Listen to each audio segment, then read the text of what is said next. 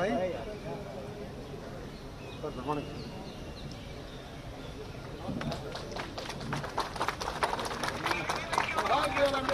Live మాట్లాడితే మాట్లాడచ్చు చెప్పలేమనే బాబు అంటే మాట్లాడతాడు డౌటే లేదు ఓకే వెరీ గుడ్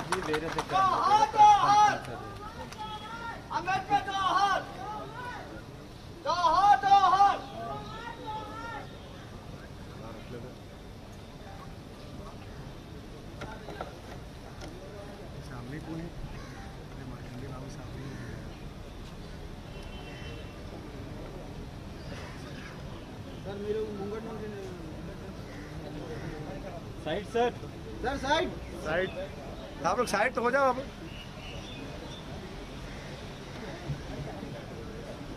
अरे यार ये भी सामने खड़े हो जाएंगे बता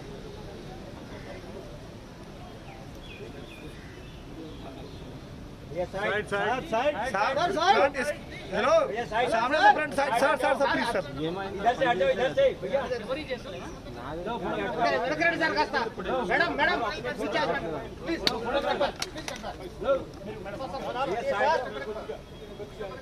चलो भैया सिक्योरिटी भैया आप साइड हो प्लीज भैया प्लीज हाँ వెళ్తుంది यार कौन बंदा है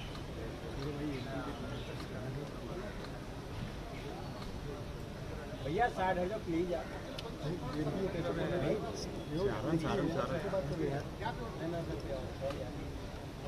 फिर उसके बाद बोला सॉरी यार मेरे को बोल दो ना पता नहीं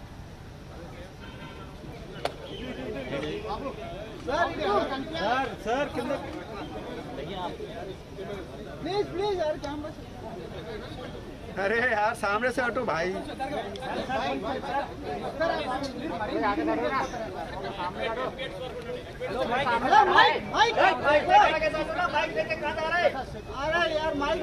प्रधानमंत्री चंद्रबाबू नायडू गाరికి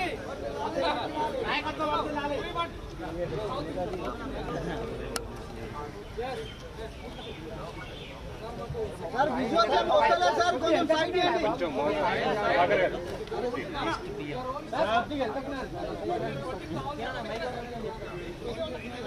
అన్న అన్న అందరూ వస్తారు బాబా సాహెబ్ అంబేద్కర్ ఆలోచన విధానం శాంతిగా అయితే బాగా వస్తుంది Baba Saheb corporation second capital లో సాధిస్తాం నాయకత్వంలోనే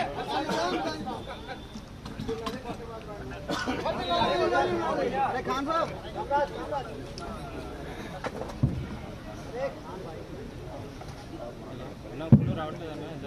अरे यार एमपी लंबू एमपी यार यही खड़ा हो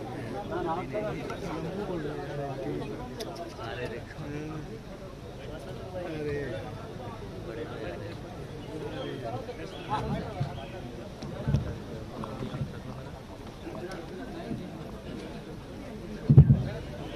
ठीक है ठीक है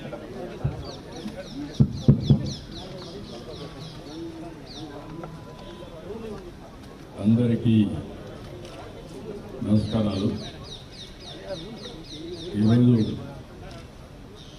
అంబేద్కర్ గారి 128వ జయంతి జరుపుకోవడం చాలా సంతోషం దేశం మొత్తం ఈ జయంతిని ఒక స్ఫూర్తిదాయకంగా జరుపుకుంటున్నారు రాజ్యాంగం ఉన్నంత వరకు సమాజం ఉన్నంత వరకు వారి హృదయాల్లో చిరస్థాయిగా ఉండే ఏకైక వ్యక్తి డాక్టర్ అంబేద్కర్ గారు. దానికి కారణం ఆయన రాసిన రాజ్యాంగం ఆ రోజే కాకుండా ఈరోజు రేపటికి కూడా స్ఫూర్తిదాయకంగా ఉంటుంది. ఈ ప్రపంచంలో ఆర్థిక అసమానత ఉన్నంత వరకు, సామాజిక అసమానత ఉన్నంత వరకు, రాజకీయ అసమానత ఉన్నంత వరకు శాశ్వతంగా గుర్తుపెట్టుకున్న వ్యక్తి అంబేద్కర్ గారు. ఆ స్ఫూర్తితో ప్రతి ఒక్కరూ పనిచేయాల్సిన అవసరం ఉంది. అదే సమయంలో రాజ్యాంగంలో చాలా సమస్యలకి ఆయన పరిష్కార మార్గం చూపించారు. ఆయన ఒక ఇష్యూ అని కాదు,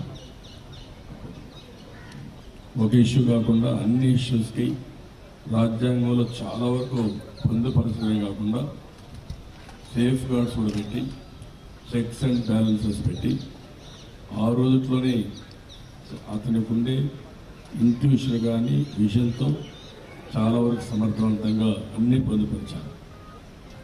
ఆయన ఒక మాట చెప్పాడు,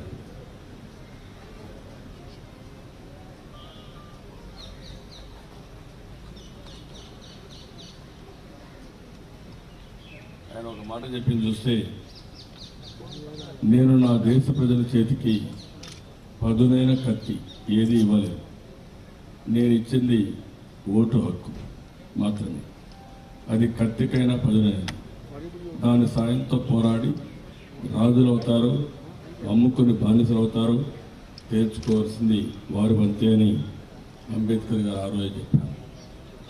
దీంట్లో చాలా మీనింగ్ ఉంది. రాజ్యాంగంలో ఆయన చెప్పింది, ఓటు హక్కుతో మన జీవితాలను మనం మార్చుకోగలుగుతాం, మన దేశాన్ని ఒక అగ్రదేశంగా తయారు చేసుకునే శక్తి మనకుందని ఆ రోజే ఆయన చెప్పడం జరిగింది. అదే సమయంలో ఈరోజు జరిగే పరిస్థితులు మనం చూస్తున్నాం. ఈరోజు మొత్తం మీరు చూస్తే ఇప్పుడుండే ప్రధానమంత్రి రాజ్యాంగం యొక్క స్ఫూర్తికి తూట్లు పొడుస్తున్నారు. సిబిఐ దేశం మొత్తం చులకనైపోయింది, అపహాస్యమైంది. అదే సమయంలో ఈడీ ప్రత్యర్థులపైన పెద్ద ఎత్తున ఒక ఆయుధంగా వాడుకునే పరిస్థితికి వచ్చారు. ఇంకొక పక్కన ఈరోజు ఇన్కమ్ ట్యాక్స్, ఎవరైనా ఇష్టం లేకపోతే ఇన్కమ్ ట్యాక్స్ రేడీ చేసి వాళ్ళు పూర్తిగా నిర్వీర్యం చేసే పరిస్థితికి వచ్చారు. కడాన్ ఆర్బీఐ, ఈరోజు ఆర్బీఐలో మనం చూస్తే ఎంత దారుణంగా తయారైందంటే, డిమానిటైజేషన్ ఒక ఫార్స్ అయి ఎవరైతే పేద ప్రజలకు చెందవలసిన సంపద కొంతమంది లూటీ చేసి ఈరోజు దేశాన్ని భ్రష్టు పట్టించే పరిస్థితికి వచ్చారు. అదే సమయంలో ఈరోజు 2000 రూపాయలు 500 రూపాయలు తీసుకొచ్చారు. 1000 రూపాయలు డిమానిటైజేషన్ చేశారు, అది మరి రద్దు చేశారు. దానికంటే ఖరీదైన కరెన్సీ 2000 రూపాయలు తీసుకొచ్చారు. ఈరోజు నరేంద్ర మోడీ సమాధానం చెప్పాల్సిన అవసరం ఉంది. మీరు తీసుకొచ్చే 2000 రూపాయల వల్ల ఎవరికి లాభం వచ్చింది? రాజకీయాలు పూర్తిగా అవినీతిమయమైపోయింది. ఎవరన్నా నీతివంతమైన రాజకీయ నాయకులు పనిచేయాలని పరిస్థితికి వచ్చారు, పేదవాళ్ళు పోటీ చేయని పరిస్థితికి వచ్చారు. ఇంకొక పక్క రాజకీయ పార్టీలు ఆర్స్ ట్రేడింగ్కి 10 కోట్లు 20 కోట్లు 50 కోట్లు ఖర్చు పెట్టి ఓట్లు కొనిన తర్వాత మళ్ళా డబ్బులు వెచ్చించి మళ్ళీ ముందు ఖర్చు పెడతారు, తర్వాత సంపాదించే పరిస్థితికి వస్తున్నారు. ఇంకొక పక్క ఎన్నికల కమిషన్ స్వయం ప్రతిపత్తి మెయింటైన్ చేయవలసిన అటానమస్ బాడీ, రాజ్యాంగ పరిధిలో ఇచ్చిన అధికారాలు ఈరోజు నిర్వీర్యం అయిపోయింది, ఏకపక్షంగా తయారైంది. నరేంద్ర మోడీ కేంద్రం ఏం చెప్తే చేసే పరిస్థితికి వచ్చారు. ఈరోజు ఎక్కడ చూసినా ఇంకొక పక్క చూస్తే ఈవీఎం మిషన్లు ఎంత టెక్నాలజీ పెరిగిందంటే, తెలంగాణలో 25 లక్షల ఓట్లు ఇన్ఫర్మేషన్ టెక్నాలజీ తీసుకుని రిమూవ్ చేసి, కడాన ఎలక్షన్ కమిషన్ అయితే సారీ అన్నాడు ఒక్క మాట. 25 లక్షల ఓట్లు దిగేసి సారీ చెప్పి డెమోక్రసీని, అంబేద్కర్ లాంటి స్ఫూర్తిదాయక నాయకులు రాసిన డెమోక్రసీని ఈరోజు ఒక్కసారితో సరిపెట్టే పరిస్థితికి వచ్చారు. ఇంకొక పక్క ఆంధ్రాలో 7,50,000 ఓట్లు తీసేయాలని కుట్రలు చేస్తే ఫామ్ 7A ఇమ్మీడియట్గా పట్టుకుంటే వాళ్ళపైన యాక్షన్ తీసుకోకుండా, ఐపీ అడ్రస్ ఇవ్వకుండా జాప్యం చేసే పరిస్థితికి వచ్చారు. అంటే ఎన్నికల కమిషన్ ఏ విధంగా పనిచేస్తున్నారు, ఇవన్నీ ఉదాహరణలు. ఈరోజు రాజ్యాంగం అంబేద్కర్ గారి స్ఫూర్తి మేము మాట్లాడుతున్నాం. వీవీప్యాట్లు 50% కౌంట్ చేయమని ఆయన చాలా స్పష్టంగా ఇది ఓటు హక్కు చాలా పవర్ఫుల్, కత్తి కంటే ఆటం బాంబు కంటే శక్తివంతమైంది ఓటు. ఈ ఓటుతోనే మార్పు, ఈ ఓటుతోనే అభివృద్ధిని చాలా స్పష్టంగా చెప్తే ఈరోజు ఆ ఓట్లు లెక్కింపడానికి ఒకప్పుడు మనందరం కూడా పేపర్ బ్యాలెట్ 12-15 గంటల్లో కంప్లీట్ చేశాం. అక్కడి నుంచి ఈవీఎంలు వచ్చాయి. ప్రపంచంలో ఎవరు కూడా ఈవీఎంలు వాడడం లేదు. ఈరోజు ఒక మాట చెప్పాను, 25 లక్షల ఓట్లు ఒకే వ్యక్తి మార్చేయగలిగాడంటే, తీసేయగలిగాడంటే ఇన్ఫర్మేషన్ టెక్నాలజీ ఉపయోగించి ఫామ్ 7 ఎక్కడికక్కడ ఎవరో పెట్టి మొత్తం తీసేయగలిగాం. అంత డేంజర్ ఉంది. అలాంటిది మేము పోరాడుతుంటే ఎన్నికల కమిషన్ ఏమిటి అడిగాం, 50% వీవీప్యాట్లో వచ్చే స్లిప్పుల్ని బ్యాలెట్ బాక్సెస్ కౌంట్ చేయమంటే 6 రోజులు 7 రోజులు పడుతుంది. నరేంద్ర మోడీ ఎంత మ్యానిపులేటర్ అంటే కడాన రాఫెల్ ఇష్యూలు, రాఫెల్ ఇంకా రావణాసుడు కస్టమర్ కాల్తనే ఉంది. తొవ్వే కొద్దీ ఇంకా చాలా వస్తాయి. వీళ్ళు డైరెక్ట్గా ఇన్వాల్వ్ అయ్యారు. నిన్న కూడా ఫ్రాన్స్లో ఉండే పేపర్స్ కూడా రాశారు. వారికి చాలా ఇన్సెంటివ్స్ ఇచ్చారు. ఇవన్నీ కూడా ఏకపక్షంగా చేశారని మళ్ళా చెప్పే పరిస్థితికి వచ్చారు. ఇంకొక పక్కన ఈరోజు మీరు చూస్తే ఏదైతే దానిపైన సుప్రీంకోర్టు కూడా తప్పుడు అఫిడవిట్ వేశారు. మళ్ళీ వీళ్ళే కరెక్ట్ చేసి మేము తప్పు వేసాం, గ్రామర్ మిస్టేక్ అది మీరు కరెక్ట్ చేసుకుని సుప్రీంకోర్టు గ్రామర్ మిస్టేక్ చెప్పే పరిస్థితికి వచ్చారు. అంటే ఎంత దుర్మార్గంగా ప్రవర్తిస్తున్నారో మనం అర్థమవుతుంది. నిన్న కపిల్ సిబాల్ వీళ్ళందరూ ఈ యొక్క ఆర్బీఐ కానీ ఇవన్నీ కూడా ఈ వ్యవస్థలో డిమానిటైజేషన్లో పెద్ద ఎత్తున ఫ్రాడ్ జరిగింది. కొన్ని లక్షల కోట్ల రూపాయల ప్రజాధనం దుర్వినియోగమైంది, స్పెండిల్ చేశారని చెప్పి చాలా స్పష్టంగా చెప్తే దానిపైన బ్రాడ్కాస్ట్ చేయకుండా అన్ని టీవీలు నిలిపేసే పరిస్థితులు వచ్చాయి. అంటే నేను ఎందుకు ఇవన్నీ ఈరోజు అంబేద్కర్ గారి యొక్క జయంతిలో చెప్తున్నానంటే ఒక స్ఫూర్తిదాయకంగా ఇది చెందవలసింది పేదవాళ్ళకు చెందాలి, బడుగు బలహీన వర్గాలకు చెందాలి, వారి జీవన ప్రమాణాలు పెరగాలి. అది పెరగకుండా మిస్యూజ్ చేయడం, అవినీతికి పాల్పడడం, ప్రధానమంత్రిగానే ఉండాలి కాబట్టి ఎన్ని తప్పులైనా చేస్తాను, ఎన్ని వ్యవస్థలు నాశనమైనా పర్వాలేదు, అంబేద్కర్ గారి యొక్క ఆవేదన అర్థం చేసుకోకపోయినా పర్వాలేదు, ఆయన ఆత్మ శాంతించకపోయినా పర్వాలేదు అనే ఉద్దేశంతో చేసే పనులు చేస్తున్నారు. దీన్ని చాలా తీవ్రంగా ఖండిస్తున్నా, గర్హిస్తున్నా. ఈ దేశంలో మేధావులంతా చదువుకున్న ప్రతి ఒక్క పౌరుడు ఆలోచించాల్సిన సమయం ఇది. ఈ సమయంలో మీరు ఆలోచించి ఆ రోజు అంబేద్కర్ గారు ఏ ఆశయం కోసమైతే రాజ్యాంగాన్ని రాశారో ఆ ఆశయం కోసం పనిచేయాల్సిన అవసరం ఉంది. ఆయన ఒకరోజు ఒక మాట అన్నాడు, ఎవరైనా ఈ యొక్క రాజ్యాంగాన్ని మిస్యూజ్ చేస్తే ఐఎమ్ ది ఫస్ట్ మ్యాన్, దీన్ని కూడా కాల్చేస్తారు తప్ప స్పేర్ చేయని చెప్పి చాలా స్పష్టంగా చెప్పాడు. ఎంత కోపంగా, ఎంత ఆవేశంగా, ఎంత స్ఫూర్తిదాయకంగా చెప్పారో మనం ఆలోచించాల్సిన అవసరం ఉంది. ప్రతి ఒక్కరికి మతపరంగా కొన్ని బైబిల్స్ ఉంటాయి. క్రిస్టియన్స్ బైబిల్ పవిత్రంగా భావిస్తారు, హిందువులు భగవద్గీత, అదే మాదిరిగా ముస్లిమ్స్ ఖురాన్. అన్నింటికంటే పవిత్రమైన గ్రంథం ఈ రాజ్యాంగం. ఇది గుర్తుపెట్టుకోవాల్సిన అవసరం ఉంది. ఈ రాజ్యాంగం మనం కాపాడుకోగలిగితే, ఆ స్ఫూర్తిని మనం కాపాడుకోగలిగితే మన దేశంతో పోటీ పడే దేశం ప్రపంచంలో ఏ దేశం లేదు. దానికి తూట్లు పెట్టడం మొదలు పెడితే మొత్తం మనుషులందరూ కూడా అడుగు బలహీన వర్గాలే కాదు, దేశంలో ఉండే పౌరులందరూ ఇబ్బంది అవుతారు. ఆ విషయమే నేను చెప్పదలుచుకున్నాను. మరొకసారి తెలుగుదేశం పార్టీ అధ్యక్షుడిగా ప్రతి ఒక్కరికి హామీ ఇస్తున్నా. ఈరోజు మీరు చూస్తే ఈరోజు అనేక కార్యక్రమాలు, ఎస్సీ ఎస్టీ సబ్ ప్లాన్ ఇంకో 10 years పెంచారు. ఈ ఆర్థిక అసమానతలు తగ్గే వరకు, పేదవాళ్లకు న్యాయం జరిగే వరకు, షెడ్యూల్ కులాలకు తెగలకు న్యాయం జరిగే వరకు ఇది కొనసాగించే బాధ్యత తెలుగుదేశం పార్టీ తీసుకుంటాను. మరొక్కసారి హామీ ఇస్తున్నాను.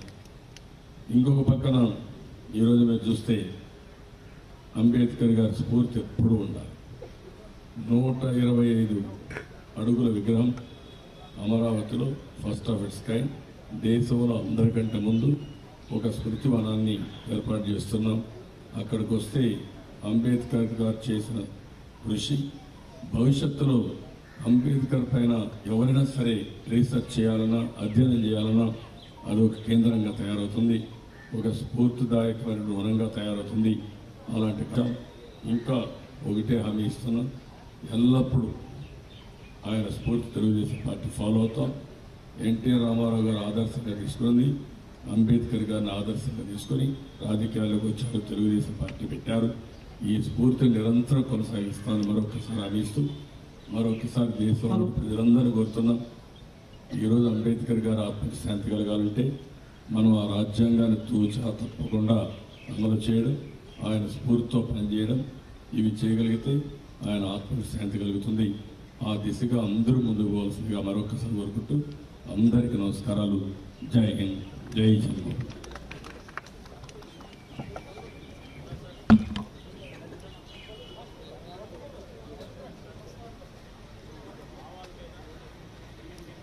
मैम सर थोड़ा सा please sir. Hello sir sir sir sir sir क्या ये सब hello hello hello hello pink shirt sir sir please please sir side side side